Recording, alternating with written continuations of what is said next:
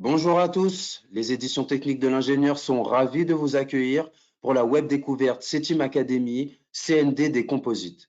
Avant de commencer, je tiens à vous rappeler que toutes les conférences en ligne sont enregistrées et disponibles ensuite gratuitement. Il suffit de vous rendre sur le site de Technique de l'ingénieur, cliquer sur l'onglet Magazine d'actualité, puis les conférences en ligne. Vous pourrez retrouver le replay de ce webinaire d'ici quelques jours. Aujourd'hui, en partenariat avec le CETIM, nous allons parler CND des composites. Les matériaux et leurs caractéristiques évoluent et constituent un facteur d'innovation majeur. Ils constituent également un facteur de compréhension des phénomènes liés à la dégradation et aux défaillances. Les matériaux composites se développent de plus en plus, y compris pour des pièces structurelles.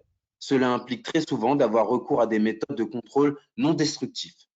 Ces matériaux sont plus ou moins hétérogènes, non isotropes et de forme parfois complexe. Le contrôle sur ce type de pièces nécessite une approche différente. En cette période inédite de confinement, cette conférence en ligne a pour objectif de développer ou approfondir vos connaissances techniques et industrielles. Elle est présentée par François Berthelot, expert au CETIM. Je vous rappelle que vous avez la possibilité de poser des questions et de nous remonter tout problème technique tout au long de la conférence depuis votre panneau de contrôle. N'hésitez pas, nous y répondrons à la fin. Monsieur Berthelot, je vous laisse la parole, c'est à vous. Merci beaucoup. Bonjour à tous. Donc, je vais vous parler aujourd'hui de contrôle non destructif sur les matériaux composites. Je me présente rapidement. Donc, je suis responsable de l'activité CND au sein du CETIM. Je suis basé à Nantes. Et voilà, les principales actions qu'on mène, notamment dans le domaine de la R&D, sont liées à la robotisation et l'automatisation des CND, et aussi beaucoup de travaux autour des CND des composites, notamment sur le site de Nantes. Voilà, j'ajoute juste que je suis spécialisé dans le domaine des ultrasons, mais que je connais quand même globalement tous les CND, et que je participe en tant qu'expert européen à la rédaction de normes. Alors rapidement, donc, quel est le contexte un petit peu du sujet? On a un domaine du contrôle non destructif qui évolue quand même globalement vite, hein. Quand j'ai commencé le CND au début des années 2000, on n'avait pas du tout les mêmes méthodes que maintenant, on n'avait pas du tout les mêmes possibilités. Et donc, grâce à ces nouvelles technologies, à la numérisation des données, on a la possibilité d'utiliser de nombreuses méthodes et des méthodes modifiées, optimisées, on pourrait dire. Donc voilà, le but c'est de vous en faire profiter, hein, et puis si vous avez des questions, vous n'hésiterez pas à la fin à les poser et j'essaierai d'y répondre. N'hésitez pas non plus à me contacter directement par mail plus tard.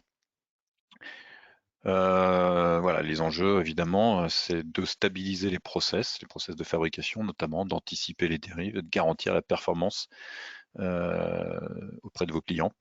La performance sur la fabrication des pièces notamment, mais pas que, hein. On parle aussi de maintenance des équipements et des pièces. Alors rapidement, on parlera de généralité sur les méthodes de contrôle sur les matériaux composites, hein, comment on s'y prend, quel type de défauts, etc. rapidement, et puis on passera en revue un certain nombre de méthodes, hein, les plus intéressantes et les plus utilisées dans le domaine. Et puis, on finira par une petite conclusion rapide. Alors, tout d'abord, le CND, bon, je ne veux pas vous réexpliquer ce que c'est que le CND, hein, c'est un contrôle non destructif, donc comme son nom l'indique, on ne détruit pas la pièce. Normalement, on ne la modifie pas, c'est-à-dire qu'elle est identique avant et après le contrôle. Normalement, je dis bien, vous verrez qu'il y a parfois quelques petites exceptions. Et donc, c'est pour utiliser dans un cadre de maintenance, hein. C'est aussi évidemment dans un cadre de fabrication pour garantir la qualité des produits.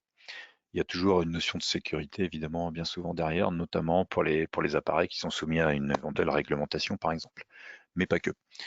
Le CND, alors il y a une notion qui est très intéressante, s'il y a un truc à retenir aujourd'hui, c'est peut-être celle-là, c'est la notion de critère d'acceptation. Je le dis souvent, un CND en soi ne veut rien dire si on ne met pas un critère d'acceptation avec.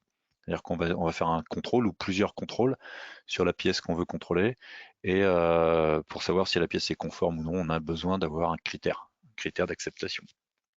Alors ce critère, il sera basé sur la nocivité du défaut, sur les risques encourus, évidemment le coût, la défaillance, parce que effectivement des fois ça peut être plus intéressant de changer la pièce plutôt que de faire un contrôle.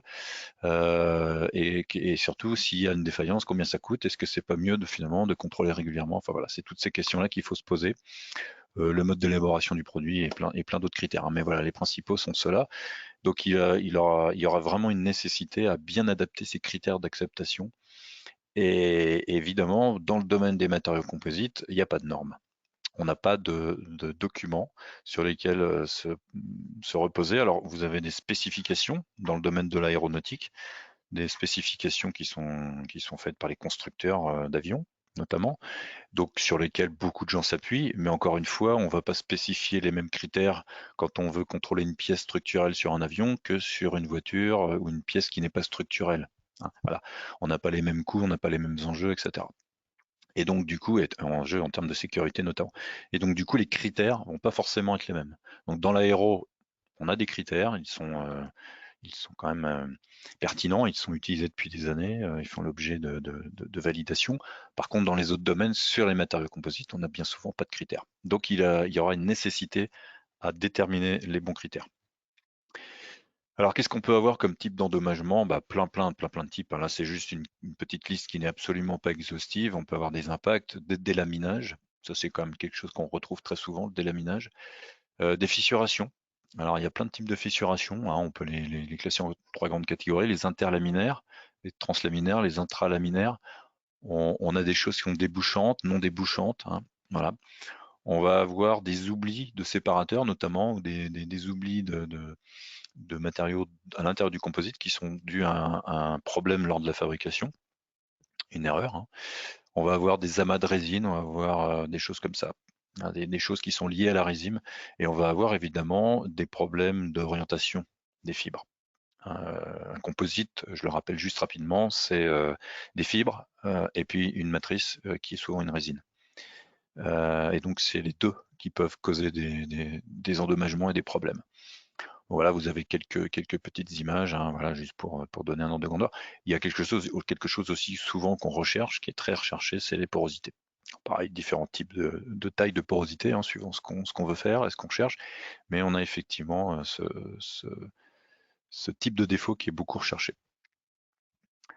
Alors voilà, pour comment on va faire, en fait, c'est ça l'enjeu, hein, et donc j'essaierai de répondre un maximum à ces questions-là lors de cette formation. Comment on va s'y prendre pour choisir la méthode? Hein, autant sur le métallique, on sait un peu mieux, on connaît les matériaux, puis il n'y a pas autant de variétés de matériaux. En fait, les composites, c'est une infinité de matériaux différents.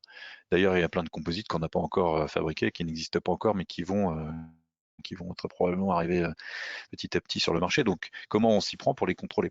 On ne pourra pas dire tel composite, je peux le contrôler comme ça, tel autre, je peux le contrôler comme ça. Il y a une telle infinité que c'est impossible. Donc, on va réfléchir différemment.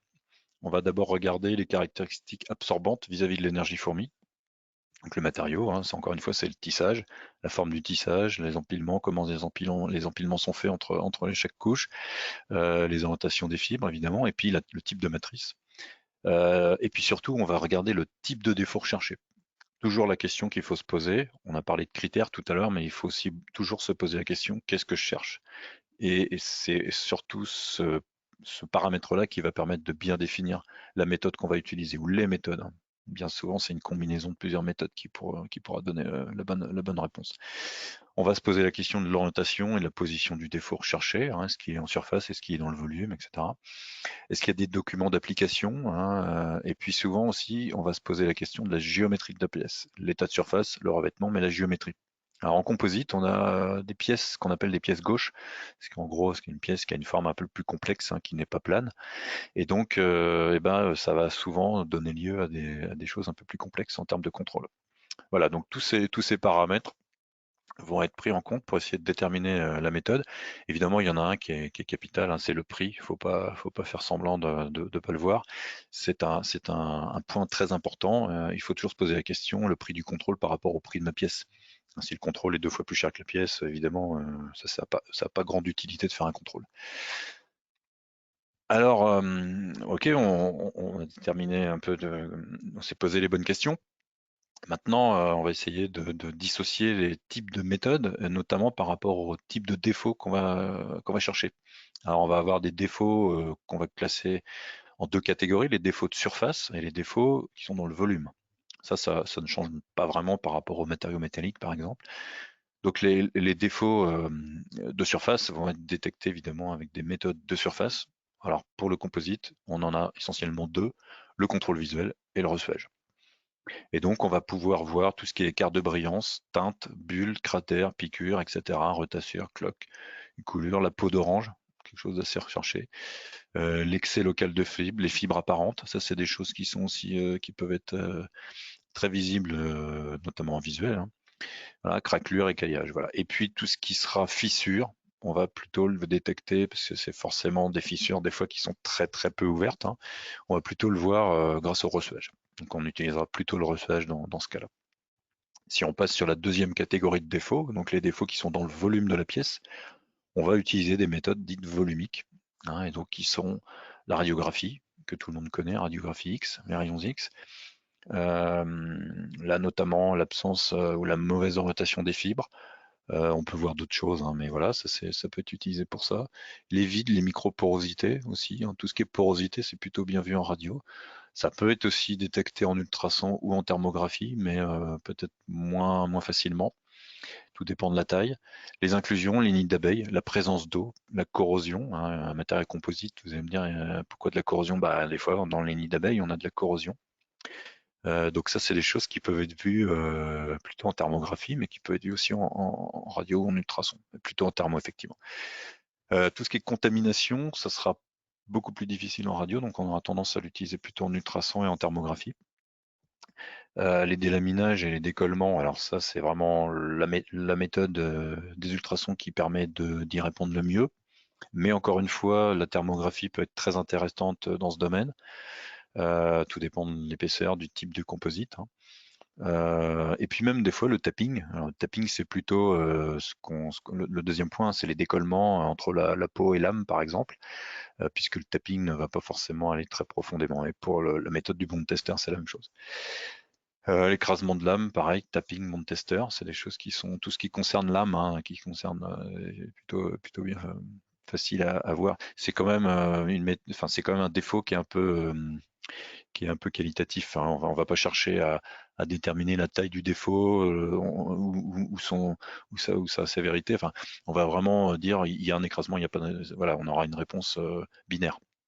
Et puis on va avoir des discontinuités, qui sont un type de défaut un peu à part, mais qu'on a classé quand même dans les défauts volumiques, les discontinuités évolutives au cours d'une sollicitation mécanique. Donc ça peut être évidemment un délaminage, mais ça peut être plein d'autres choses, fissuration bien sûr. Et ça, c'est des choses qu'on peut voir avec plein de choses, mais on peut le voir évidemment par émission acoustique. À partir du moment où c'est quelque chose d'évolutif, je vous expliquerai après pourquoi.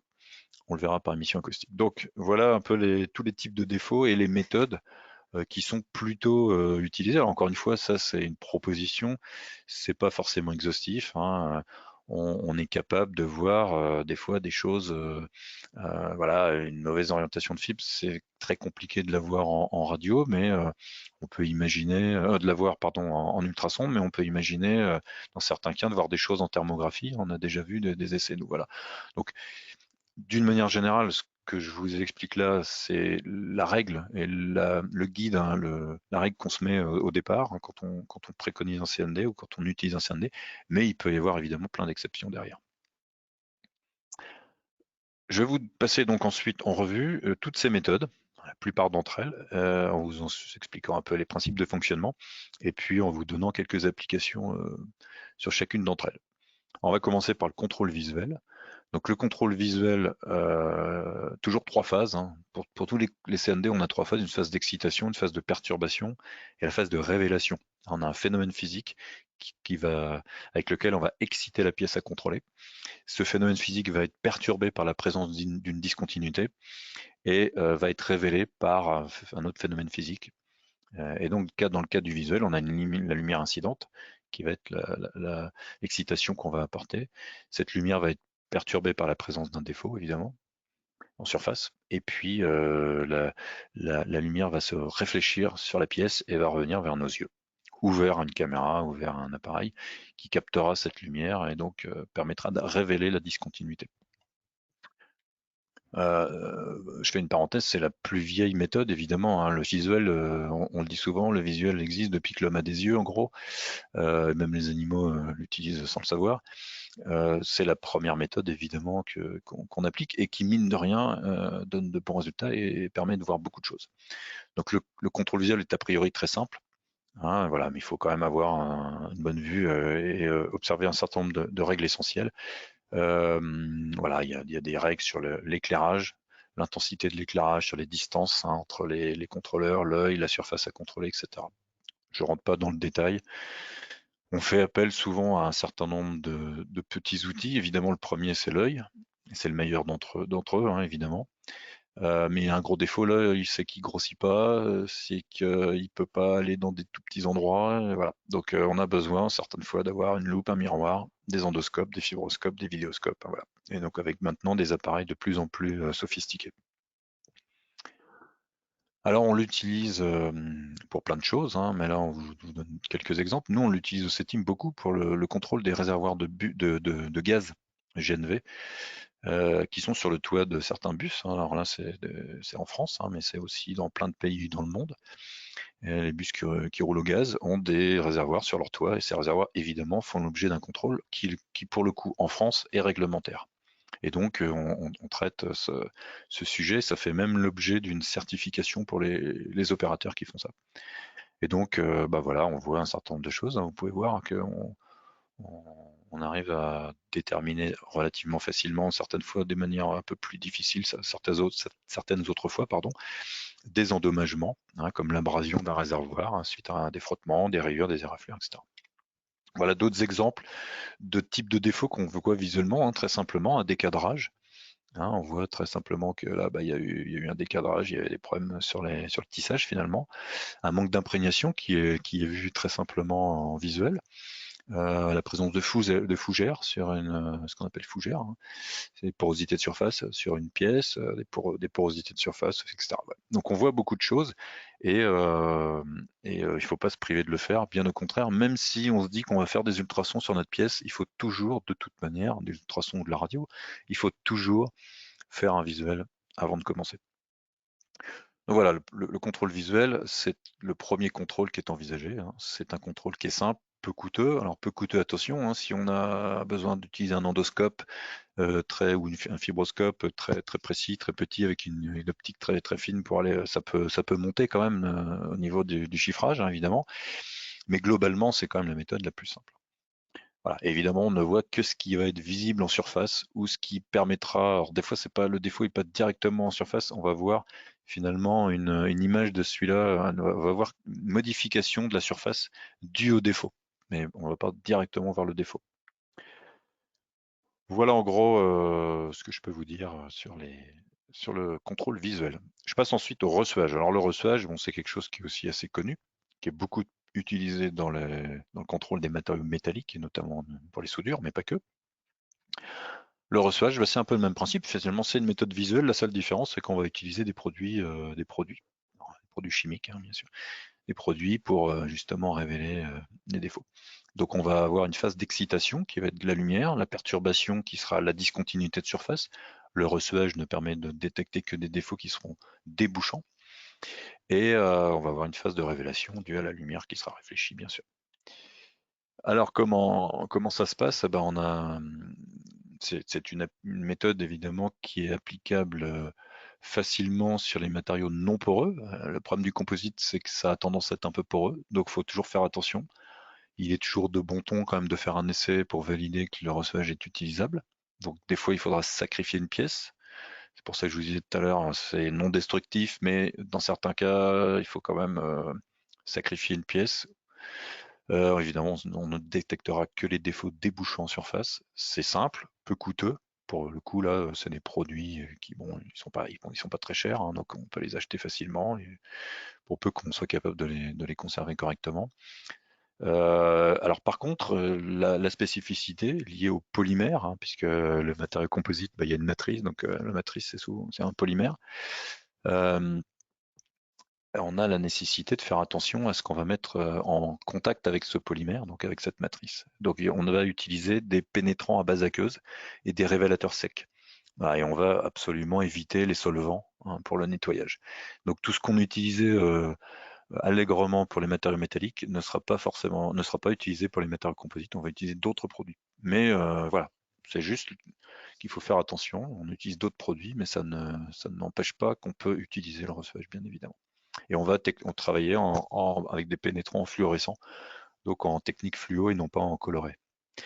Voilà, donc ça sera des matériaux parfaitement adaptés à la révélation des défauts. On aura des règles évidemment sur l'angle de vue, sur les angles d'observation, l'intensité lumineuse, exactement comme on avait en visuel avant. Donc comment marche le reçuage rapidement? Je pense que beaucoup d'entre vous doivent connaître, mais je vais rapidement expliquer. Donc là, vous avez 3 colonnes. La colonne du milieu représente la pièce qu'on va contrôler en vue de dessus, et à droite, évidemment, en coupe, avec un joli défaut débouchant, avec une cavité. Voilà. Donc on va nettoyer la surface d'abord, hein, avec les produits qui vont bien. On va appliquer un pénétrant. Donc là, on voit que la surface devient verte. C'est des produits fluo, hein, je vous rappelle, donc c'est plutôt des choses qui tirent vers le vert, qu'on voit en vert. Voilà, on applique le pénétrant, on élimine l'excès de pénétrant, donc on va nettoyer la surface. Entre-temps, évidemment, le pénétrant aura pénétré, grâce à ses propriétés de mouillabilité, il aura pénétré dans la cavité. En éliminant l'excès de pénétrant, il ne reste plus que le pénétrant qui est dans la cavité. Et puis on va appliquer un révélateur qui finalement aura un effet buvard, hein, comme on pourrait appliquer un buvard sur la surface, et qui va avoir tendance à faire ressortir le pénétrant de la cavité. C'est ce qu'on appelle le ressuage, hein. On va faire ressuer la pièce. Et donc du coup, on aura une une indication, on appelle ça une indication sur la surface, comme on peut le voir, voilà, sur la ligne 5, comme on peut le voir donc sur la surface de la pièce. Et donc on aura une indication qui va nous dire effectivement, probablement qu'il y a un défaut derrière. On a une indication qu'on va caractériser, qu'on va dimensionner. Voilà. Vous pouvez remarquer que quand on a une indication, donc on a du reçuage, donc le produit reçu, hein, vous avez quand même une partie du pénétrant qui reste dans la cavité potentiellement. Ça veut dire que quand on rend la pièce, potentiellement, il reste un peu de pénétrant à l'intérieur. Alors on va nettoyer, hein, si on a du bol, on va nettoyer correctement, mais des fois le nettoyage n'est pas si facile, si simple, notamment avec les matériaux composites. Et dans ce cas-là, voilà, on peut avoir un peu de pénétrant qui reste. C'est le risque avec le reçuage. En voilà quelques exemples, hein, une belle fissure là sur une vanne en pic, voilà, des zones poreuses, hein, sur un clapet. Là, c'est des indications sur un échantillon en ABS. Voilà, bon. Donc, c'est des choses qui apparaissent, hein, vous les voyez autour de ma souris, là, voilà, qui apparaissent nettement, hein, de manière assez fine. On peut aussi caractériser le vieillissement aux UV d'une pièce. Donc là, c'est ce qu'on voit ici, hein, en fonction du nombre d'heures qui ont été nécessaires pour faire vieillir le PEHD, en l'occurrence ici. On voit vraiment des images de reçuage vraiment différentes. Donc on peut s'apercevoir par ce biais-là que le reçuage est capable de détecter des choses très fines. Hein, c'est une des méthodes la plus fine en termes d'ouverture de défauts, en termes de détection de petits défauts très fermés. On est capable bien souvent d'aller en dessous du micron, ce qui est impossible même en tomographie avec les méthodes les plus évoluées. Voilà d'autres exemples, hein, une meule en composite, voilà, qui a des micro-fissures, un tuyauterie en verre époxy, donc là on voit des indications. Là, voilà. Donc une méthode relativement utilisée, là c'est un moule d'injection, hein, pareil, on voit des zones. Voilà. Donc pour conclure, le reçuage est réservé à la détection des indications débouchantes. Il est insensible à l'orientation des indications, évidemment. À l'intérieur, on ne sait pas dans quel sens ça part. On sait juste qu'il y a quelque chose de débouchant. C'est rapide, peu coûteux. Voilà, il y a une influence évidemment de l'état de surface. On a des produits compatibles avec les composites pour faire le contrôle de ces matériaux-là. Le dimensionnement n'est pas très très précis. Il donne quand même une indication qualitative. Voilà, si on a une énorme tâche, c'est que probablement la cavité en dessous est importante. Voilà. On a un nettoyage minutieux nécessaire avant l'examen et puis éventuellement après. Et par contre, on a des contraintes HSE qui peuvent être contraignantes évidemment, puisque on a quand même affaire à des produits chimiques. Donc c'est pour ça que je vous en parlerai plus tard, mais on peut éventuellement aussi essayer de voir s'il y a des alternatives au reçuage, aux méthodes surfaciques d'une manière générale. Et je vous parlerai ça après, mais la thermographie, par exemple, pourrait être une alternative à ce, à ce type de méthode de contrôle. Alors voilà, j'ai parlé des méthodes surfaciques. Maintenant, je vais parler des méthodes dites volumiques qui permettent de contrôler à l'intérieur de la matière, hein. Donc là, vous avez la radiographie et la tomographie qui sont très connues puisque vous avez tous passé une radio du bras ou d'autres, ou des poumons ou je sais pas quoi. Donc vous savez très bien ce que c'est. La tomographie, c'est la même chose que le scanner médical. Voilà. Donc c'est des méthodes que les gens connaissent en général plutôt bien, puisqu'elles sont utilisées dans le monde médical. Alors on va commencer par la radiographie. La radiographie, pareil, hein, comme toute méthode, on a un rayonnement électromagnétique qui permet d'exciter la pièce, hein, c'est ce qu'on envoie sur la pièce à contrôler. Le rayonnement électromagnétique va être perturbé par la présence d'une discontinuité et il va interagir avec un film qui soit numérique ou argentique d'ailleurs. Et donc la nuance de gris qu'on va lire sur le film va nous révéler, ou pas d'ailleurs, la présence de la discontinuité ou du défaut. Donc c'est un procédé majeur, hein, dans le monde du CND. Dans le monde du médical aussi, c'est la première méthode qui a été utilisée, hein, bien avant l'échographie. Et donc du coup, bah voilà, on a un retour d'expérience, même sur les matériaux composites, qui est très important. Il est utilisé dans plein de domaines. Le seul petit bémol qui est des fois un gros bémol, voire même des fois rédhibitoire, c'est l'aspect radioprotection qu'il y a autour. Évidemment, les rayons X sont pas forcément des choses très sympas, donc il y a une contrainte réglementaire très forte autour de ça.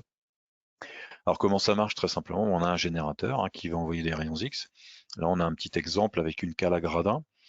Et puis, donc, ces rayons X vont traverser la cale à gradin, hein, a priori, évidemment, en étant absorbés aussi par la matière. Et donc, ce qui va ressortir à la sortie de la pièce, hein, si je peux dire, et ce qui va donc interagir avec le film qui est de l'autre côté de la pièce, bah, c'est l'énergie qui revient. Et donc, l'énergie, elle va dépendre évidemment de ce qui aura été absorbé. Donc, plus l'épaisseur est forte, plus l'absorption sera forte. Donc on aura une couleur différente, un niveau de gris différent, un contraste différent en fonction des épaisseurs qui vont être traversées par le rayon X. Voilà, donc c'est pour ça qu'on voit sur notre film différents niveaux de gris, hein, en allant du blanc vers le noir. Voilà. Et donc en fonction des défauts qui vont être présents, on va avoir des contrastes plus importants. Alors juste j'attire votre attention surtout sur les deux derniers là, ou les deux premiers. Il y en a un qui est horizontal, l'autre qui est vertical. Celui qui est horizontal, il aura une influence très faible sur l'énergie, parce qu'en fait, la différence d'énergie entre le rayon qui passe à côté du défaut et le rayon qui passe au milieu du défaut, enfin sur le défaut, est très similaire. Enfin, elle est très faible cette différence. Ce n'est quasiment nul, puisque finalement l'absorption sera quasiment la même pour les deux. Donc le contraste sur le film sera très faible, voire nul. Donc on aura beaucoup de difficultés à détecter ce type de défaut en radio, hein, délaminage, ce genre de choses. Alors ça peut être vu en radio, je dis pas que ça peut pas être vu, mais c'est pas la méthode qui sera la plus pertinente pour déterminer ce type de défaut. En revanche, par contre, un défaut qui serait vertical, lui, il va être bien plus facilement détectable pour les mêmes raisons, hein, que je vous ai expliqué, donc parce que la différence entre le rayonnement qui va passer à côté du défaut et dans le défaut va là pour le coup être vraiment différente en termes d'absorption. Et donc du coup le contraste sur le film sera vraiment différent. Alors je vous ai parlé de film tout à l'heure, je vous ai dit ça peut être du numérique, ça peut être aussi de l'argentique, hein, on travaille bien souvent, encore beaucoup en argentique, mais évidemment en numérique on peut faire plein de choses. Bon voilà, c'est le cas de la tomographie, j'en parlerai un petit peu après.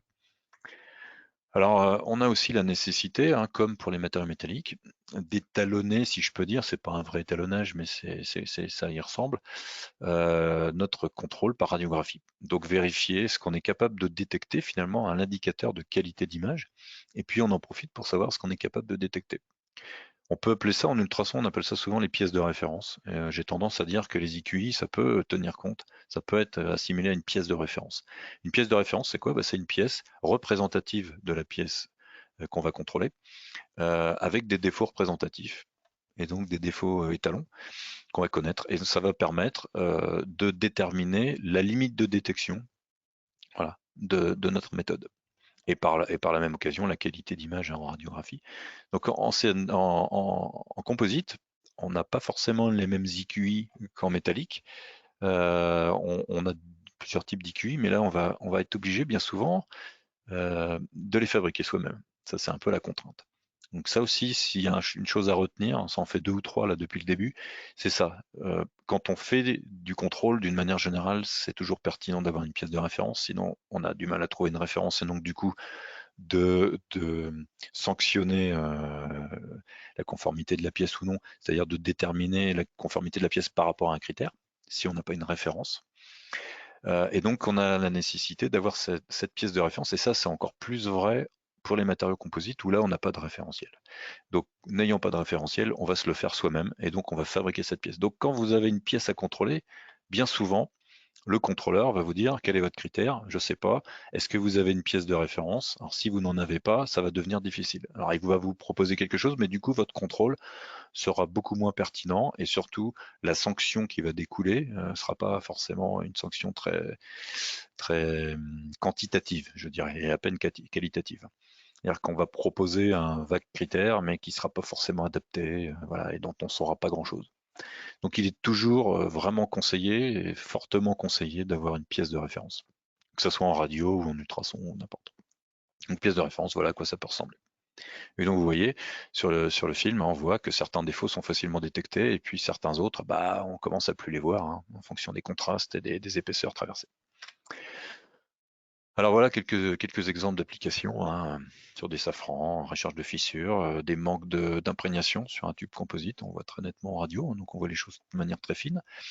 Voilà, là on a une fissuration sur un raccordaire en composite.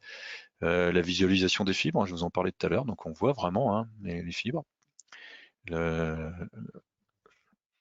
L'orientation, hein, le cheminement que font les fibres dans les pièces. Voilà, d'autres applications, ça c'est un capot en BNC. Voilà, du collage, donc les absences de colle, hein, on voit pour le coup là sur les manchons de tubes vers époxy.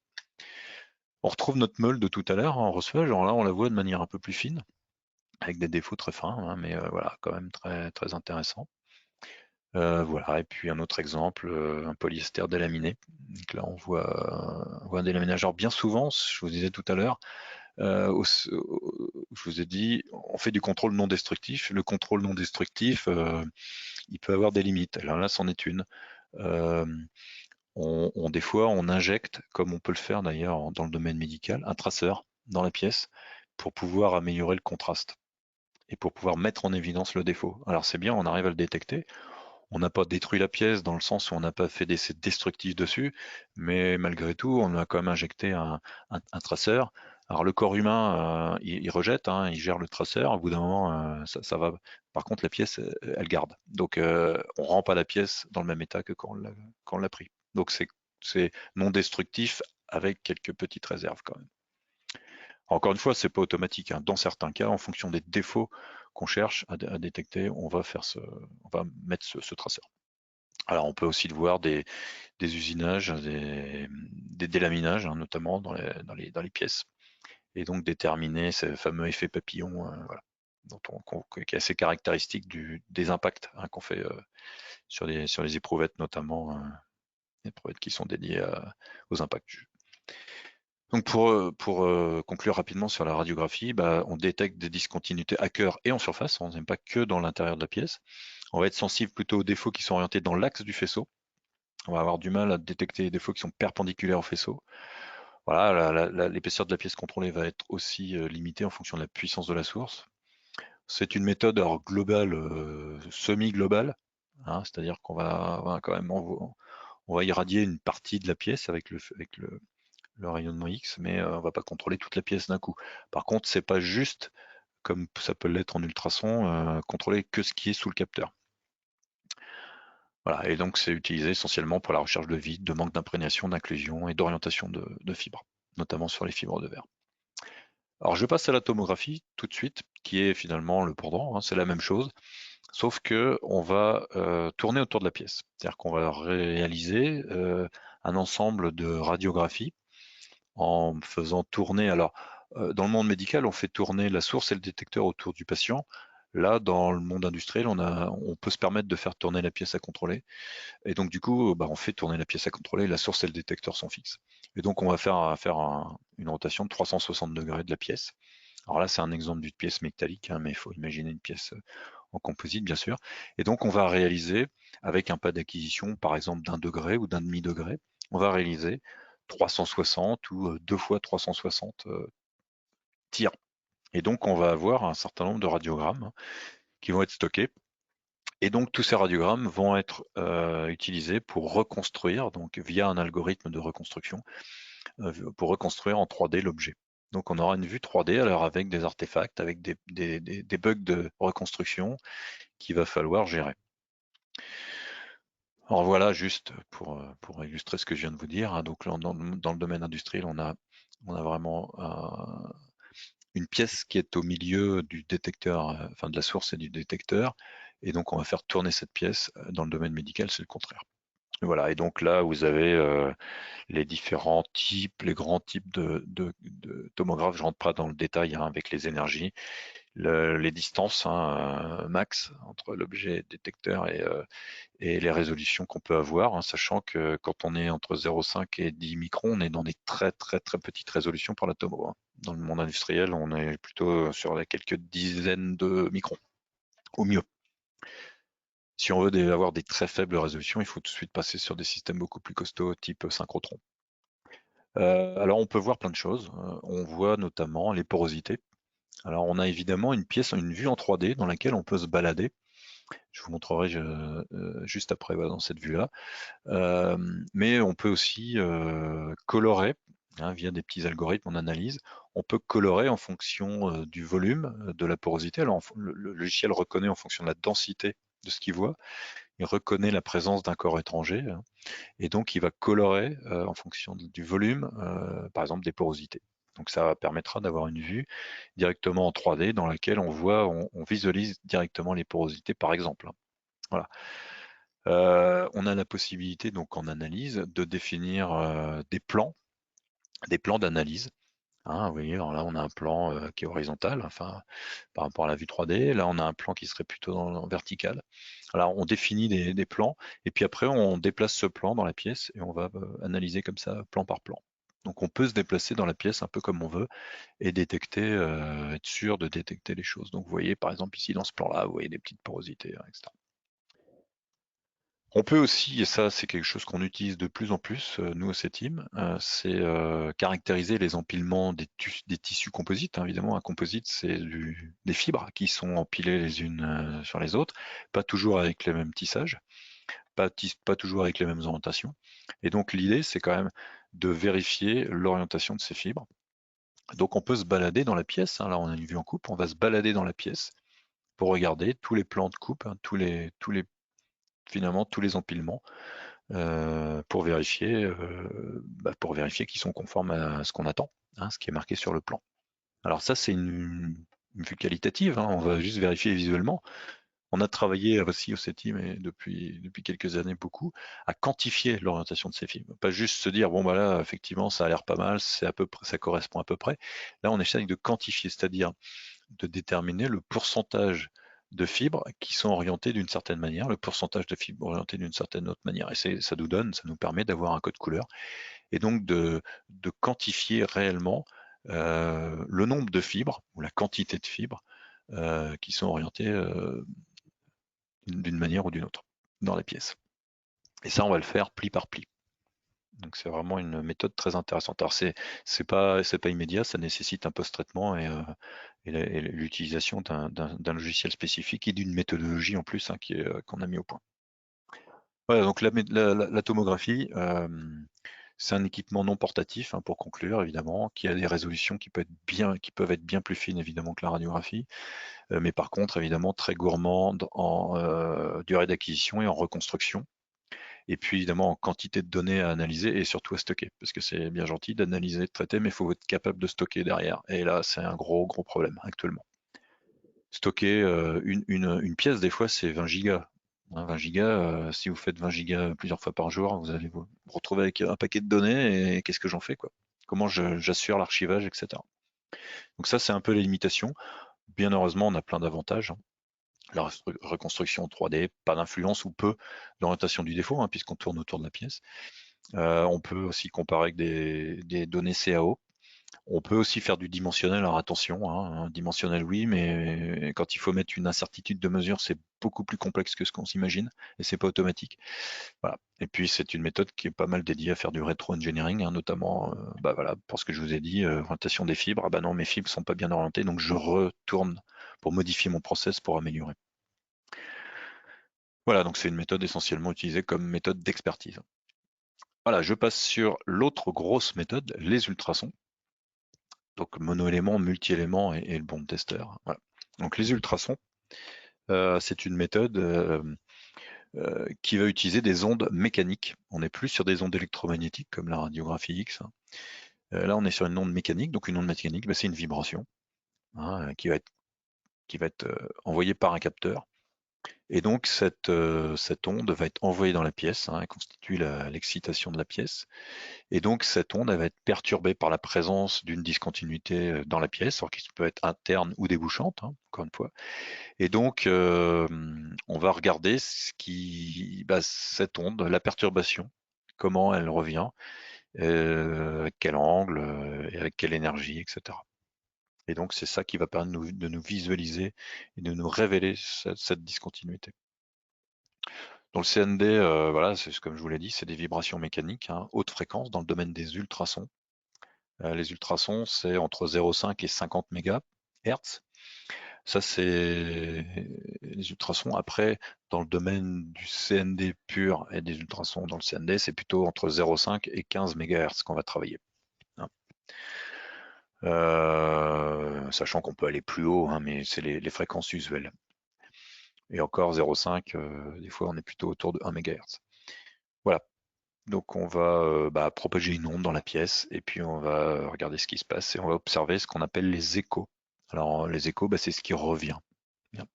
Voilà, c'est un abus de langage, hein, finalement, mais on regarde ce qui se passe. Alors les appareils, bah, les voici, hein, vous voyez, c'est des appareils portables la plupart du temps, de différentes tailles. Voilà, c'est des appareils qui rentrent pas dans la poche, mais qui tiennent quasiment dans la main. Enfin qui sont portables à une main et qui sont tout à fait déplaçables sur site. Alors, on insiste là-dessus parce que tout simplement, tout à l'heure, la radiographie, évidemment, il y a possibilité d'emmener un tube X sur un site, mais c'est quand même compliqué. Voilà. Alors qu'un appareil ultrason, c'est très simple. En plus, c'est inoffensif. Enfin, jusqu'à preuve du contraire, ça n'a jamais été, il n'a jamais été prouvé que les ultrasons étaient dangereux pour l'homme. On utilise des capteurs. Hein, voilà, les capteurs ils sont là, hein. Des fois on met un petit morceau de plexi devant pour avoir pour éviter qu'ils soient en contact direct avec la pièce, et puis pour limiter un certain nombre de choses, notamment l'émission, hein. L'émission fait un signal qui peut être assez long et un peu et qui va nous générer une zone morte à la surface de la pièce. Donc on va mettre un petit morceau de plexi pour limiter cette zone morte. Alors on peut avoir, hein, voilà, ça ce sont des capteurs, hein, qu'on appelle des capteurs crayons, donc avec une surface de contact très fine, qui vont nous permettre de positionner sur des toutes petites zones. Des fois les accès sont pas évidents, mais voilà, on peut avoir des solutions. Alors comment ça marche? Bah, très simplement, de plusieurs manières, mais ça peut marcher par réflexion tout d'abord, c'est comme la technique la plus utilisée. Donc on va poser un capteur sur la pièce à contrôler. Voilà, vous avez un défaut ici qu'on appelle une indication, hein. Et puis bah, le signal, tant que l'onde ne passe pas sur l'indication, bah, on a juste un signal. Si on a un faisceau qui est généré, on va avoir une partie du faisceau qui va aller venir se réfléchir sur le fond de la pièce, qu'on va voir ici, qui va générer donc un écho de fond. les comptes du fond de la pièce, et puis une partie du faisceau qui va venir taper sur l'indication et donc générer une autre indication ici, un écho de défaut. Voilà comment ça marche. Donc en fait, le faisceau se propage dans la pièce et on récupère la réflexion du faisceau, la réflexion de l'onde qui revient vers le capteur. Voilà le principe de fonctionnement, c'est relativement simple. Alors voilà quelques autres exemples. Hein, voilà. Donc là, on a une zone saine, on voit juste l'écho de fond, ici, pas de problème. À partir du moment où on a un défaut, on va avoir un écho de défaut ici. Écho, donc on appelle ça une indication. Hein. Évidemment, cet écho ne va pas apparaître à la même position suivant la profondeur à laquelle il se situe. Donc l'avantage, c'est que ce qu'on lit sur notre appareil, c'est finalement l'amplitude du signal en fonction du temps. Et donc, en fonction de la position, le temps de parcours va pas être le même. Et donc, l'écho va pas être positionné au même endroit. On remonte très simplement à la position, la profondeur, on peut la connaître. Hein. On mesure un temps sur notre appareil, mais on connaît la position tout simplement parce qu'on connaît la vitesse de propagation des ultrasons dans la pièce. Alors on a le cas numéro 1, le cas numéro 2, on a toujours un petit peu du faisceau qui va aller se réfléchir au fond, mais si on a un défaut très grand, on va avoir un faisceau qui va se réfléchir à 100% sur le défaut et qui va revenir. Et donc on n'aura plus l'écho de fond ici. Voilà le principe de fonctionnement qui est relativement simple.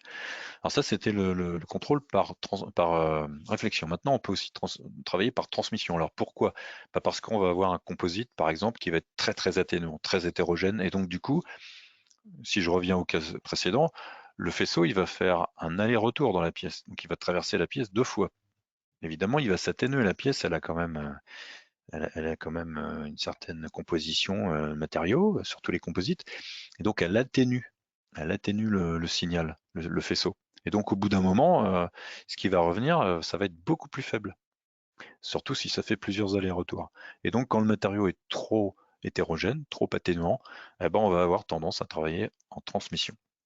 Où là, le faisceau ne va traverser la pièce qu'une seule fois. Donc on va émettre le faisceau au niveau de l'émetteur, on aura un deuxième capteur en face qui va récupérer l'onde qui aura traversé le matériau. Alors tant qu'on est au niveau d'un défaut, au niveau d'une zone saine, pas de problème, on voit cet écho qui revient, entre l'émetteur et le récepteur, donc on a vraiment la présence d'un écho. À partir du moment où on va passer sur un vrai défaut, on va perdre cet écho. Et donc on aura une perte d'écho, ce qu'on appelle une perte d'écho, une baisse ou une perte du pic de réception. Et donc dans ce cas-là, on saura qu'il y a quelque chose. Par contre, on n'aura plus aucune indication, plus aucune information sur le défaut en lui-même. Et donc on ne saura pas dire à quelle profondeur il se situe, par exemple. Mais c'est mieux que rien, parce qu'on arrive quand même à déterminer la présence de quelque chose d'anormal, d'une discontinuité. Alors bien souvent, quand on travaille par transmission, on va travailler par jet d'eau. C'est-à-dire qu'on va avoir un capteur de chaque côté. Alors on a des robots, bien souvent, pas forcément, mais bien souvent. De bras de robot. Et au bout de chaque bras, on va avoir un capteur qui va être à l'intérieur d'une buse à eau. Et cette buse à eau va projeter de l'eau vers la pièce. Et donc évidemment, la pièce sera au milieu. Et donc les ultrasons vont se propager dans l'eau d'abord, puis dans la pièce, puis de nouveau dans l'eau au niveau de l'autre buse, puis vers le capteur. Et donc on va pouvoir contrôler ainsi la pièce. Alors évidemment, les deux capteurs restent en permanence l'un face à l'autre. C'est pour ça qu'on a deux robots. Voilà. C'est quelque chose qui est fortement utilisé. Alors évidemment, ce type d'installation n'est pas à portée de tout le monde financièrement, je veux dire. Et donc, il faut vraiment avoir beaucoup de pièces à contrôler, et des pièces vraiment de structure, des pièces où on cherche à être sûr. Voilà, et faire un contrôle à 100% pour pouvoir investir dans ce type d'équipement. Sinon, on va se contenter de le faire un peu autrement, ou peut-être de ne pas le faire. Pourquoi pas. Voilà, donc les ultrasons de manière générale, voilà, quelques types de pièces. Alors, oui, les capteurs sont très simples. Alors là, on est en mode contact, en réflexion. Alors, on va travailler manuellement, donc c'est le contrôleur qui va déplacer le capteur sur la pièce et en regardant le signal sur son appareil.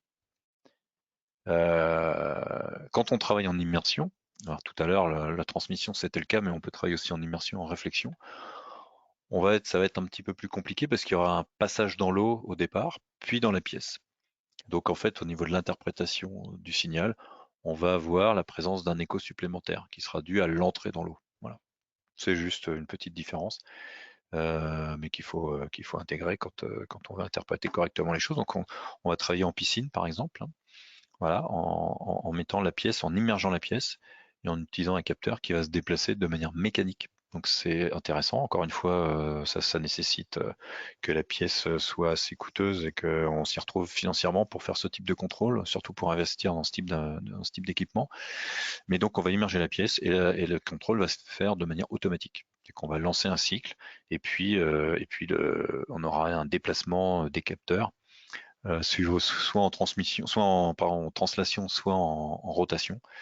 Alors, déplacement des capteurs pour scanner la pièce correctement dans l'eau. Alors je vous parle d'eau depuis tout à l'heure, j'ai oublié d'intervenir et de leur dire, je crois que c'était quand même stipulé voilà, dans ce slide-là, on a toujours la nécessité en ultrasons, et c'est un peu une limite, bien souvent, d'avoir un milieu de couplage. Les ultrasons, vous y avez tous été confrontés un jour. Vous avez forcément passé une échographie un jour à l'hôpital ou ailleurs. C'est strictement la même chose, hein, ce sont des ultrasons et on vous a appliqué un gel. Pourquoi un gel? Tout simplement pour pour rendre possible la propagation des ultrasons entre le capteur et la pièce à contrôler. Si vous ne mettez pas de gel, il y a toujours un film d'air et donc les ultrasons ne passent pas. Donc le contrôle n'est pas réalisable. Donc soit on met un gel, le gel, hein, c'est de l'eau gélifiée tout simplement, dans laquelle on a mis un peu de bleu pour faire sérieux et pour faire médical, hein, mais c'est juste de l'eau gélifiée. On peut mettre de la colle à papier peint, on peut mettre de l'huile, on peut mettre de l'eau. Et donc c'est pour ça, comme je vous disais tout à l'heure, hein, les capteurs à jet d'eau, on utilise de l'eau hein, pour assurer ce couplage. Vous voyez ici, là, hein, il y a des couleurs d'eau. Et puis quand on est en immersion, évidemment, pourquoi en immersion? Pour avoir ce couplage, la pièce est immergée, donc on a toujours cette présence d'eau et donc cette possibilité de faire des ultrasons. Donc voilà, du coup, l'avantage de faire des ultrasons en immersion, c'est qu'on va, de manière automatique, c'est qu'on va pouvoir, du coup, avoir des vues pour visualiser la pièce, des vues en vue de dessus ou en vue en coupe, hein, éventuellement, qui vont permettre de visualiser plus facilement la présence d'un endommagement. Par exemple, ici, on a une tache violette, ou ici, on voit des couleurs différentes, hein.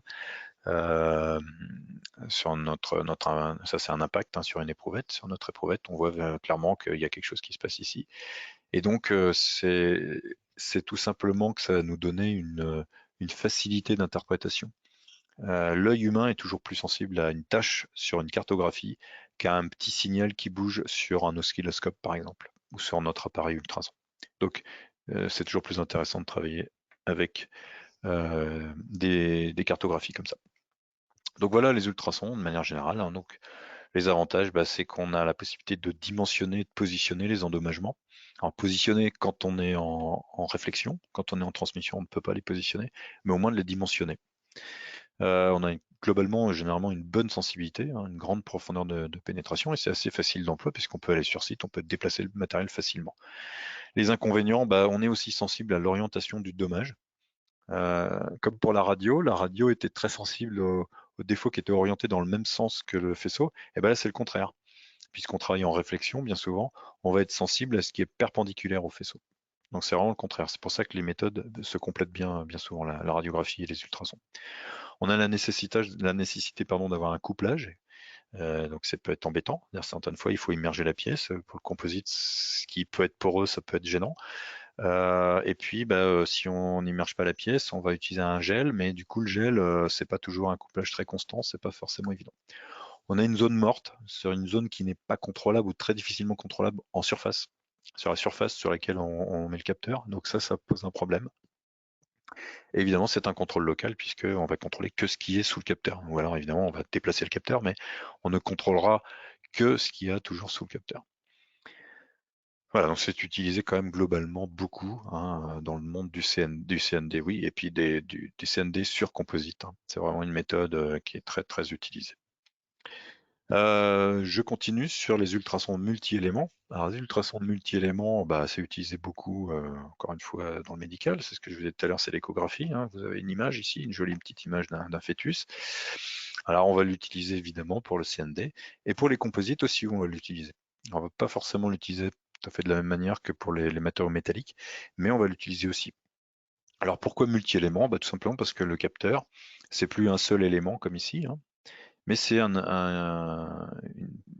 juxtaposition de plein de petits éléments. Et chaque élément va être indépendant de son voisin électriquement, c'est-à-dire qu'il va être piloté au nombre de fils, hein. Tous ces fils sont reliés dans ce câble-là, hein, donc voilà, tout ça est fait à la main d'ailleurs, ce qui explique le prix d'un capteur, hein, qui est environ de 3 000 à 4 000 euros. Et donc ces traducteurs multi-éléments, hein, comme on peut le voir là, sont pilotables indépendamment et séparément les uns des autres. Et pourquoi ça? Eh bien tout simplement parce que ça va nous permettre de générer des, des faisceaux particuliers dans la pièce et de modifier le faisceau en fonction de ce qu'on veut faire. Alors, ça va nous permettre par exemple de focaliser le faisceau en tirant d'abord sur les éléments extrêmes et puis ensuite sur l'élément un peu moins extrême, etc. Petit à petit comme ça. Comme on peut piloter chaque élément indépendamment, on va déphaser, on va faire un retard entre l'excitation de chaque élément et on va pouvoir ainsi comme ça créer un faisceau très spécifique dans la pièce et donc réussir à faire converger l'énergie à un endroit, donc focaliser l'énergie, donc le faisceau, en un point. Évidemment, là où, par exemple, on cherche un défaut. Et donc ça, c'est quelque chose qu'on utilise évidemment dans tous les matériaux, mais qu'on utilise évidemment dans les matériaux composites. Voilà. On peut aussi déplacer le faisceau. Vous voyez, on tire avec 3 éléments, on a un faisceau, et puis après, on déplace les éléments qui sont excités sur la barrette, et puis on va tirer avec 3 autres éléments et on va se déplacer. En fait, ça remplace le déplacement manuel que fait le contrôleur quand il déplace le capteur sur la pièce. Là, ça va se faire électroniquement. Donc du coup, vous imaginez un déplacement électronique va forcément beaucoup plus rapidement et beaucoup plus efficace qu'un déplacement manuel de la part d'un contrôleur. Vous voyez, voilà. Donc là, en fonction du déplacement, hein, on va déplacer, voilà, on voit ici le faisceau, hein, qui se déplace dans la pièce. Évidemment, il se déplace beaucoup plus vite, comme je viens de vous le dire. Alors le faisceau, juste pour caractériser un peu ça, vous voyez qu'il a une tache, un bleu au milieu, hein, parce que le cas qu'on a choisi est un faisceau focalisé, donc on vient focaliser en plus. Voilà, donc on peut faire plein de choses et les ultrasons multi-éléments nous apportent beaucoup d'intérêt, notamment pour la réalisation de cartographies plus fines, plus sensibles que ce qu'on pouvait avoir en mono-éléments, et puis va nous apporter aussi un gain de productivité, un gain de temps. Et c'est aussi sur là-dessus, surtout que ça va être intéressant puisqu'on va faire des choses électroniquement, donc forcément plus rapidement. Donc là, on a un exemple, par exemple, d'une coque de bateau, hein, c'est un morceau de coque de bateau, et dans ce cas-là, on a réalisé des acquisitions qu'on a concaténées, et donc on voit nettement les manques d'imprégnation, hein, voilà. Là, c'est une vue comme une vue de dessus, quoi. Ça avait été fait avec un capteur à roue qui est un capteur multi-éléments, hein, qui s'adapte très facilement en plus aux petites variations de surface.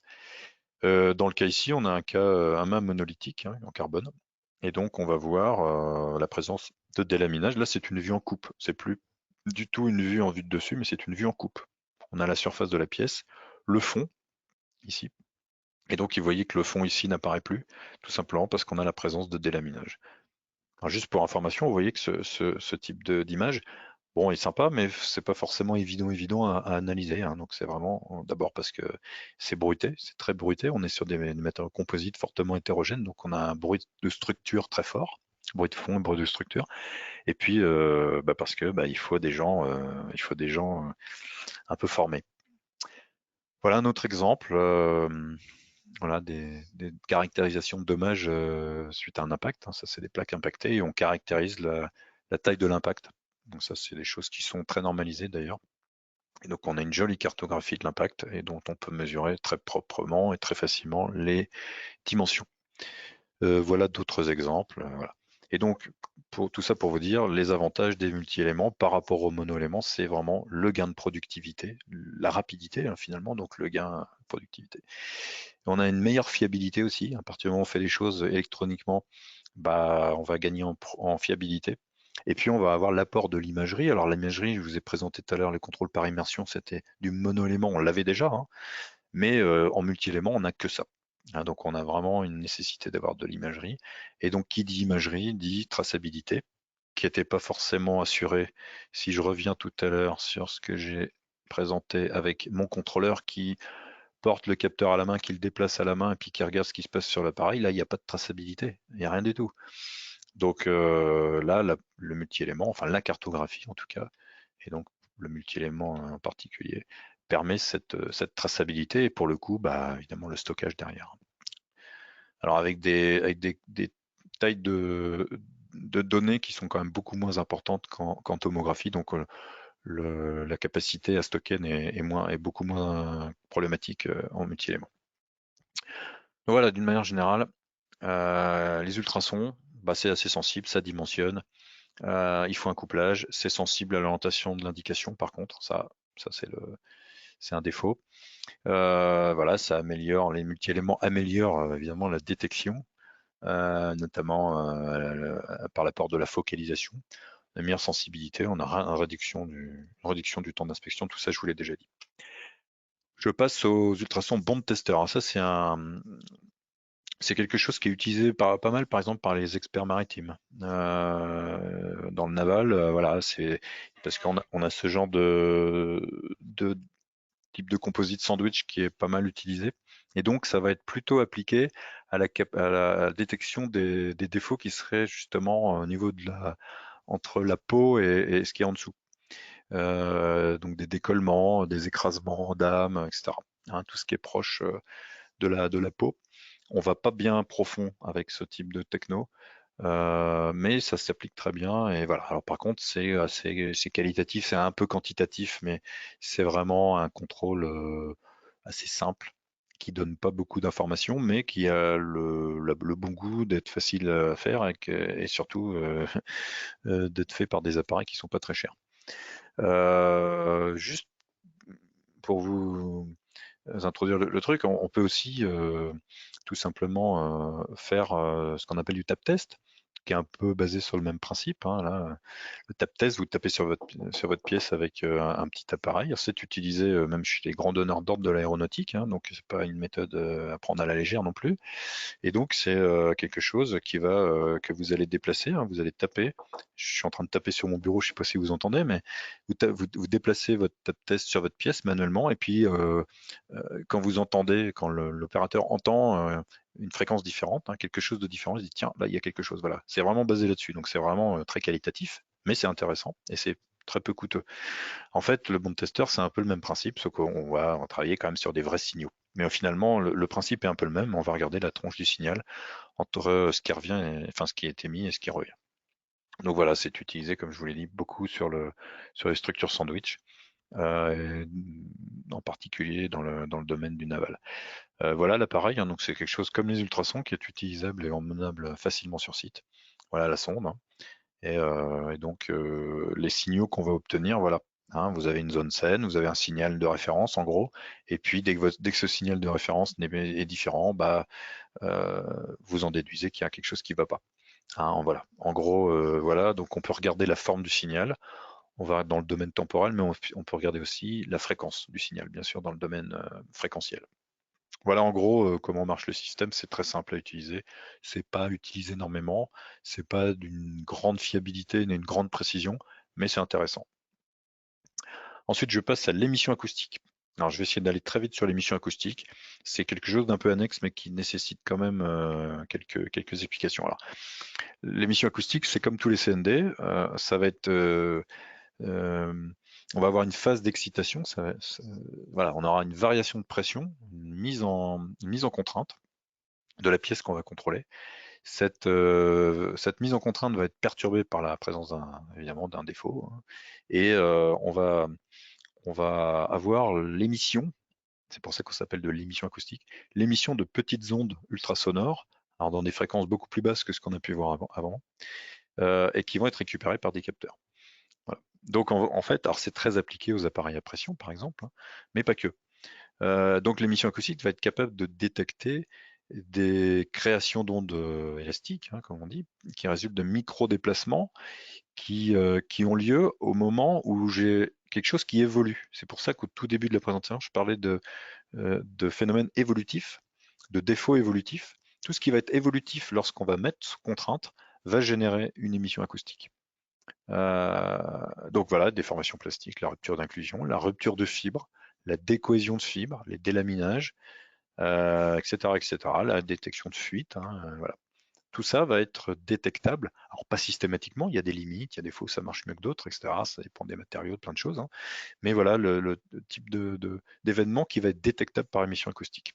Alors, quand je dis détectable, c'est qu'il va générer, une salve, hein, des ultrasons finalement, qui vont se propager dans la pièce et qui vont être détectés par plein de capteurs. Alors voilà, la pièce, on a une structure, hein, là on a matérialisé par un parallélépipède qui ne veut pas dire grand-chose, mais on a une structure qu'on va contrôler, on va lui mettre des capteurs, on va la mettre sous contrainte, cette structure, et puis on va écouter ce qui se passe pendant la mise sous contrainte.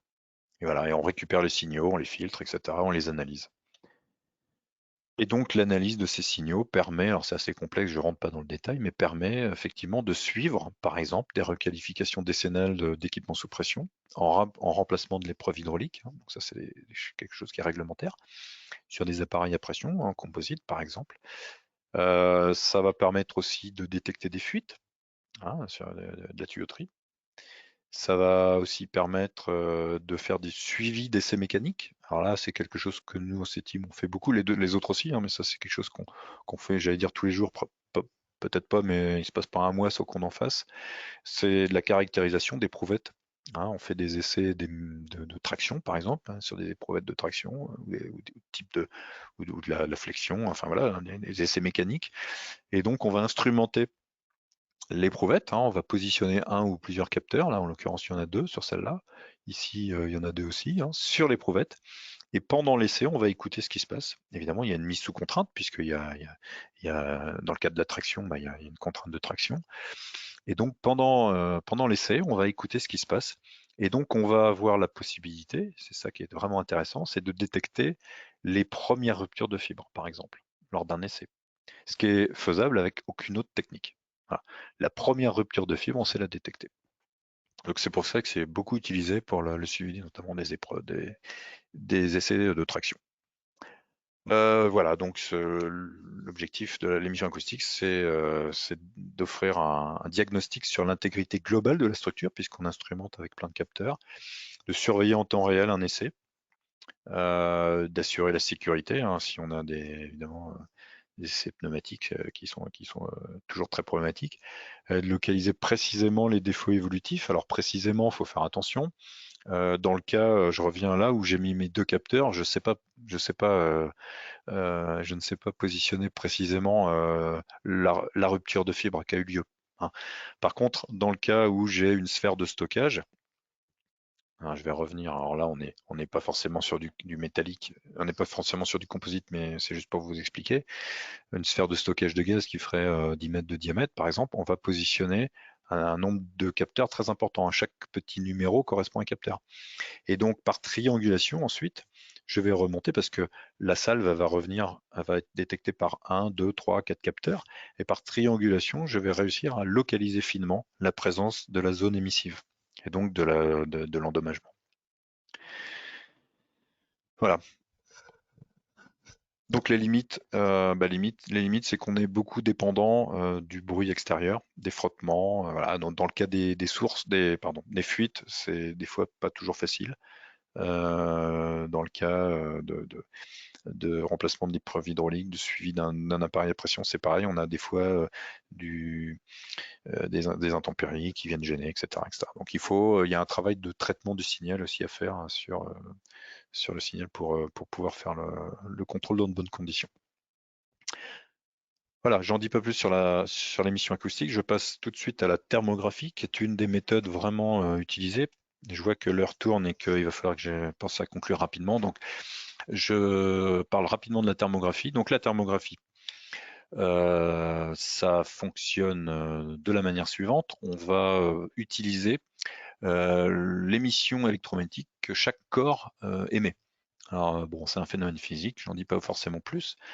Et donc, on va le récupérer via une caméra infrarouge, hein, qui va permettre de finalement mesurer une température ou un flux thermique. Alors ça, c'est la théorie.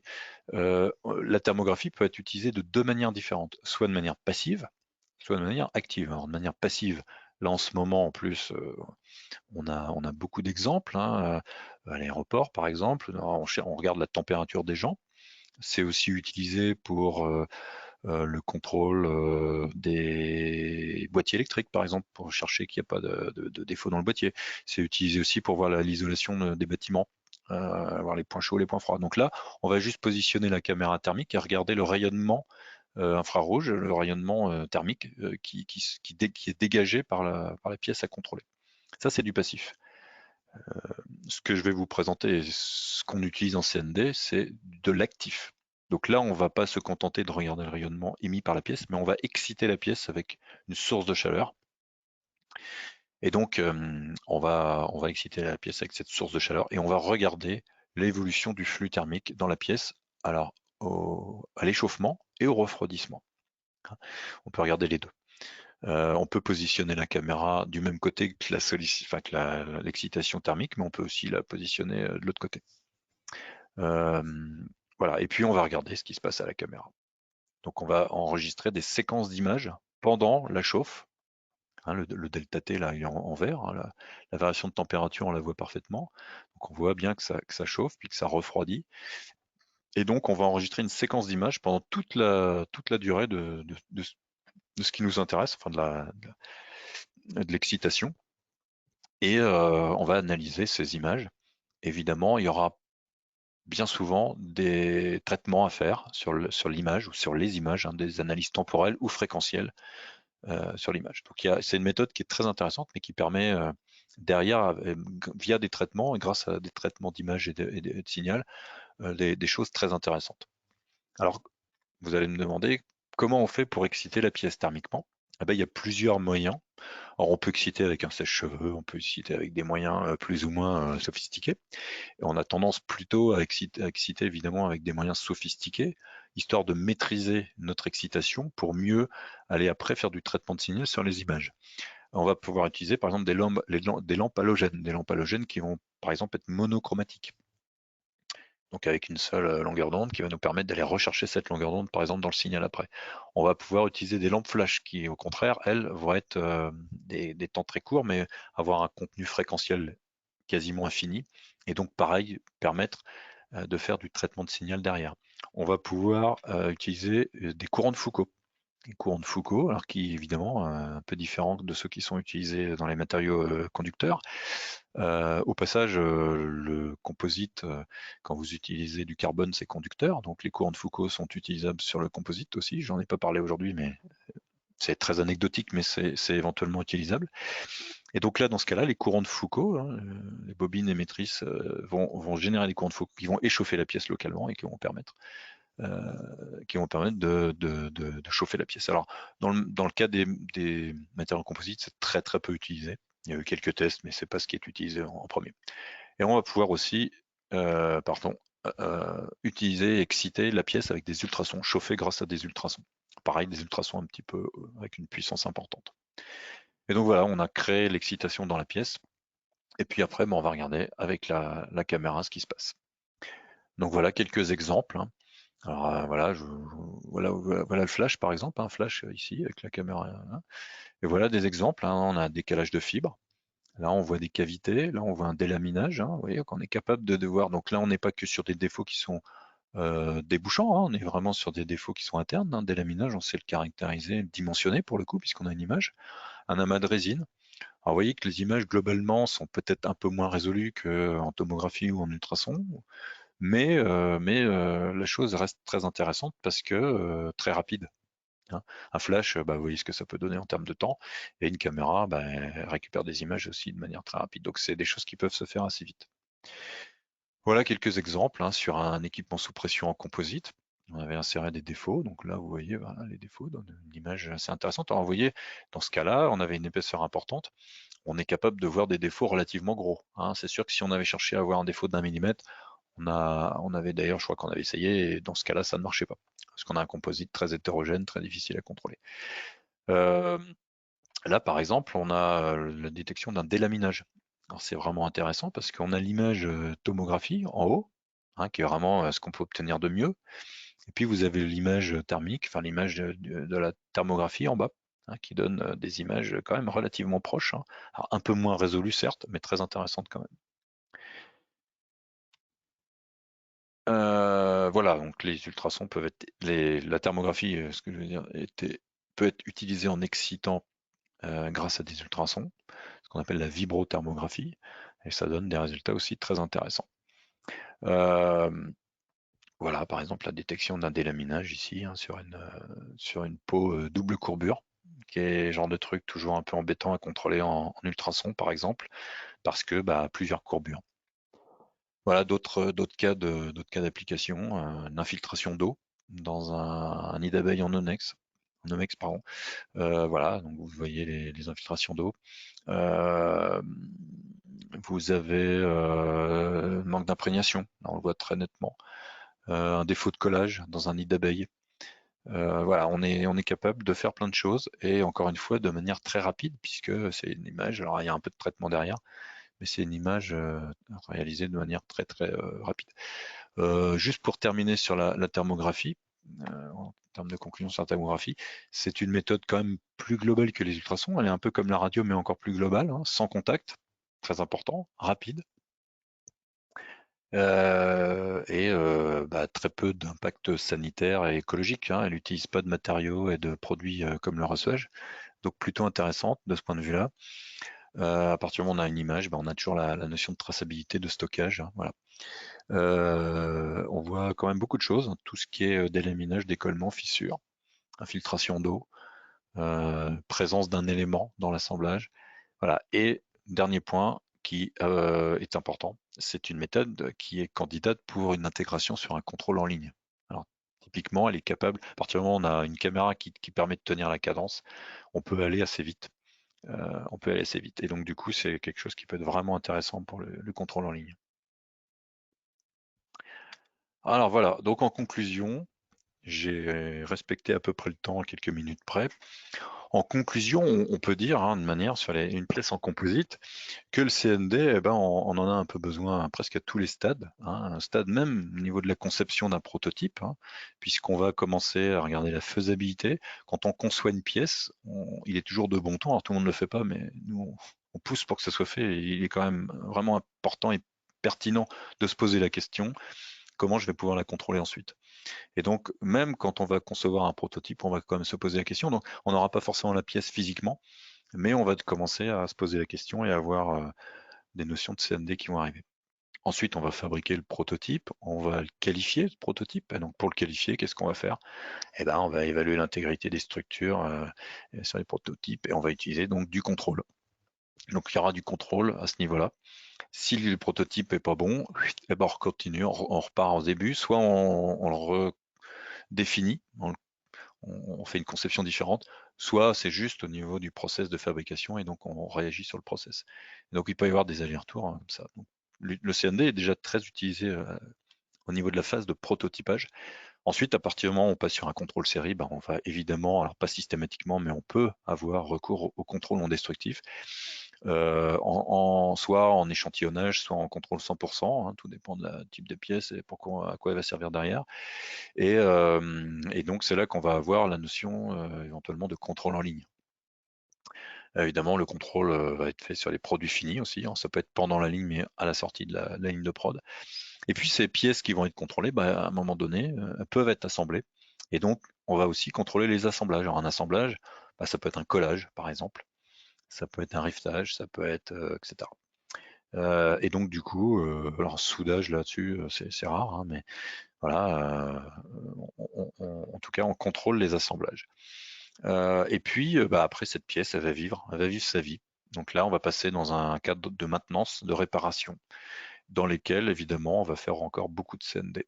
Même quand on a fait des réparations, on aime bien pouvoir contrôler sa réparation. Alors, c'est pas toujours facile. Il y a des travaux actuellement sur les patchs, la capacité à contrôler une fois la pièce réparée avec des patchs composites.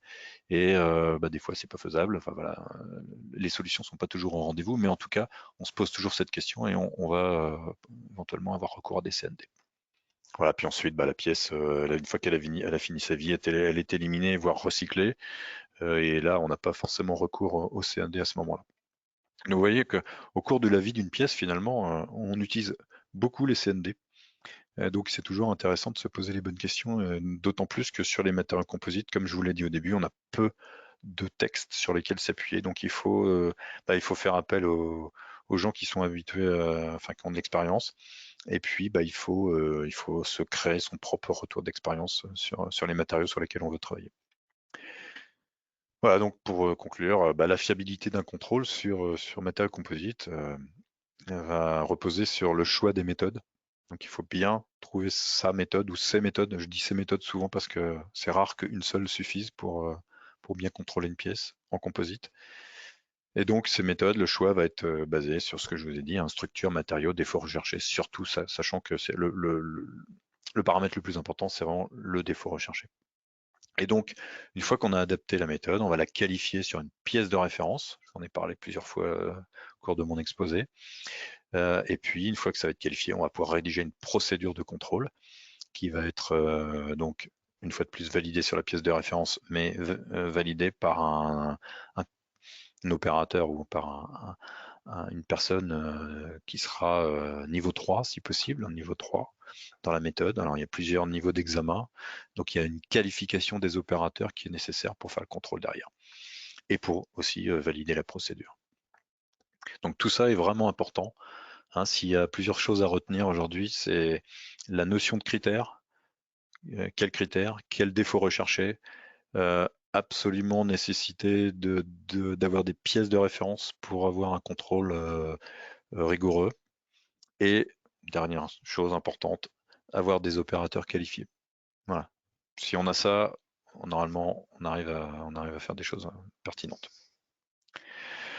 Et puis voilà, le dernier slide, juste pour si vous avez des questions, des recherches particulières, où vous avez des différents liens là, sur les formations du CETIM, etc. Donc juste pour faire un dernier focus, on a une formation, on a plusieurs formations sur les matériaux composites au CETIM. On a des formations sur les conceptions, etc. Mais sur le contrôle des matériaux composites, on en a une qui dure, je crois, 3 jours.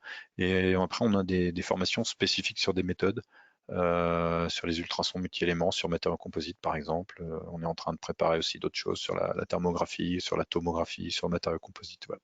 Donc, n'hésitez pas à faire appel à nous et à consulter les fascicules de formation s'il y a des choses qui vous intéressent. Voilà, je repasse la main au speaker. Je vous remercie pour votre attention. Merci, Monsieur Berthelot, pour cette excellente présentation. Avant de passer aux questions-réponses, j'invite tous les participants à répondre à ce micro-sondage.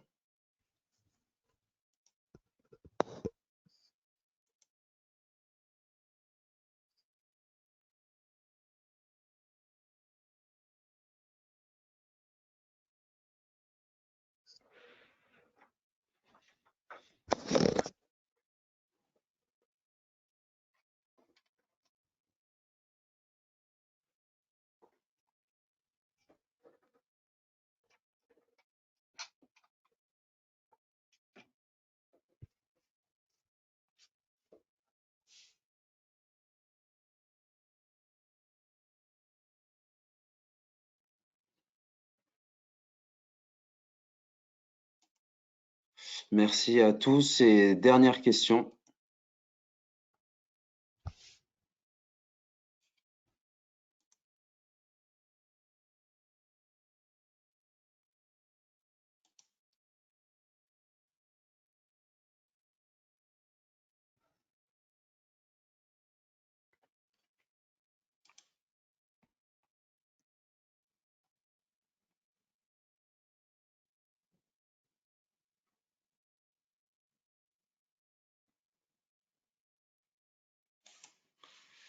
Merci à tous les participants. N'hésitez pas à nous soumettre toutes vos questions depuis votre panneau de contrôle. Nous tenterons d'y répondre. Première question, Monsieur Berthelot. Quelle est la méthode de contrôle la plus utilisée pour les matériaux composites? Alors d'une manière générale, c'est plutôt les ultrasons. Je l'ai un peu dit pendant la formation, enfin pendant mon exposé. Les ultrasons, et d'une manière générale, pas que sur les matériaux composites, mais aussi sur les matériaux composites, c'est la méthode à laquelle on fait le plus référence et qu'on utilise le plus. Voilà, la radiographie est quand même pas mal utilisée et la thermographie est en train de monter tout doucement. Mais clairement, voilà, alors les ultrasons, méthode plus utilisée, et puis avec toutes ces variantes, hein, multi-éléments, etc. Donc oui, effectivement, il s'agit des ultrasons. Merci pour cette réponse. N'hésitez pas à nous partager toutes vos questions. Question suivante, Monsieur Berthelot. Qu'est-ce qui fait que la méthode par immersion permet de détecter le taux de porosité là où la méthode par contact ne le permet pas? Alors on mesure pas du taux de porosité, hein. On recherche, on détecte des porosités éventuellement, sachant que pour les porosités, c'est pas toujours les ultrasons, hein, qui sont les plus pertinents. On a plutôt tendance à utiliser la radio ou la tomographie, comme je vous l'ai dit. Donc un taux de porosité, on mesure pas directement un taux de porosité, hein, voilà. On cherche des porosités, on va détecter un certain nombre de porosités et en fonction du nombre de porosités, on va pouvoir éventuellement évaluer un vague taux de porosité, mais ça sera pas forcément très quantitatif, on va dire. Alors pourquoi on utilise plutôt les ultrasons en immersion plutôt que les ultrasons à contact? D'une manière générale, hein, pas forcément. Tout simplement parce que ça va plus vite, parce que c'est plus fiable, et puis parce que on a une cartographie, donc c'est plus simple à analyser, hein, par rapport à c'est ce que j'expliquais un peu avant. Alors je vais essayer de revenir sur les slides qui correspondent. Voilà, on va voir une cartographie, donc tout de suite, n'importe qui, sans être un expert, pouvoir vous dire oui, effectivement là il y a quelque chose, voilà, hein. Alors que quand on regarde un signal, alors j'en ai très peu, mais voilà, si je regarde ce signal-là, c'est pas un vrai signal, hein, c'est un peu plus complexe, hein. Celui-là est pas très compliqué, mais c'est un peu plus complexe à analyser. Et donc si on a une petite tâche qui apparaît en tout petit, qui est un peu noyée dans le bruit de fond, on va avoir de la difficulté à la voir. Alors qu'ici, même une petite tâche un petit peu, voilà, tu vois, par exemple celle-là, là, on se dit, bah tiens, il y a quelque chose. Alors c'est probablement du bruit de fond, mais l'œil voit quelque chose. Après, à nous de les voir exactement ce qui se passe. Donc voilà, voilà l'intérêt de travailler par immersion, c'est vraiment une meilleure détection. On appelle ça une probabilité de détection quand même meilleure, grâce à l'imagerie souvent. Une meilleure productivité, surtout parce qu'en termes de temps, ça peut être plus rapide. Alors ça, c'est à prendre avec des pincettes, c'est pas toujours vrai, mais en tout cas, le contrôle est fait par une machine, hein. Et donc le contrôleur, pendant ce temps-là, il peut faire autre chose. Voilà, globalement. Alors c'est pas nécessairement vrai sur les porosités, encore une fois, hein. Ça va être sur tout type de défaut détecté par ultrason. Merci, monsieur. Question suivante. Pourrait-on s'affranchir d'un milieu couplant? Alors pour les ultrasons, non. Non ou oui dans certains cas, mais sûrement pas sur les composites. Je m'explique, on a des ultrasons qui fonctionnent sans couplant. Les méthodes EMAT par exemple, électromagnétiques, ou une génération par laser, ou des capteurs ultrasons couplage sec, ce qu'on appelle couplage sec, qui pour le coup, effectivement, je retire ce que je viens de dire, peuvent être utilisés sur les matériaux composites, effectivement. Mais on a une sensibilité de détection qui est bien inférieure à celle que j'ai présentée, enfin, qu'on a avec un couplant. Donc la réponse est oui, on pourrait, si on utilise des capteurs couplage sec, capteurs ultrasons couplage sec, qui sont vraiment spécifiques pour certains matériaux et qui donnent une sensibilité de détection quand même bien moins bonne. Bien moins bonne. Donc oui, mais attention, et de toute façon, je vais ressortir mon discours de tout à l'heure, il faudra de toute façon qualifier la méthode sur une pièce de référence et s'assurer que la détection, la sensibilité de détection est suffisante pour ce qu'on veut faire et pour les défauts qu'on cherche, encore une fois. D'accord, merci monsieur. Dernière question. Une anomalie interne dans une pièce n'est pas forcément visible. Comment alors vraiment garantir son intégrité? L'intégrité de la pièce, justement en faisant des contrôles. Si vous faites pas de contrôle, vous pouvez pas détecter quoi que ce soit. Et donc donner. Alors encore une fois, le contrôle, il garantit pas l'intégrité de la pièce, hein, il garantit que on n'a pas vu défauts, enfin d'indications correspondant à un défaut potentiel. Mais on parle pas toujours d'intégrité, on parle éventuellement de conformité par rapport à un critère, mais pas d'intégrité. Mais si on veut chercher, si on veut voir un défaut qui n'est pas visible autrement, n'est pas visible visuellement, on va avoir la nécessité de réaliser des contrôles, bien évidemment. Des contrôles non destructifs si possible, mais destructifs si on ne sait pas faire autrement. Évidemment, une fois que la pièce est détruite, on ne peut plus l'utiliser, hein, mais bon. D'accord. Merci, Donc, voilà. Monsieur Berthelot, pour toutes vos réponses. Il est temps pour nous de conclure. C'est la fin de votre webinaire CNDD Composite. Merci beaucoup à notre intervenant, Monsieur François Berthelot. Merci à notre partenaire, le CETIM. Vous pourrez retrouver le replay de cette présentation d'ici quelques jours sur notre site. Les éditions techniques de l'ingénieur sont ravis d'être le partenaire de la réussite de vos projets industriels et scientifiques. Merci de nous avoir suivis. Prenez soin de vous et à bientôt pour un nouveau webinaire.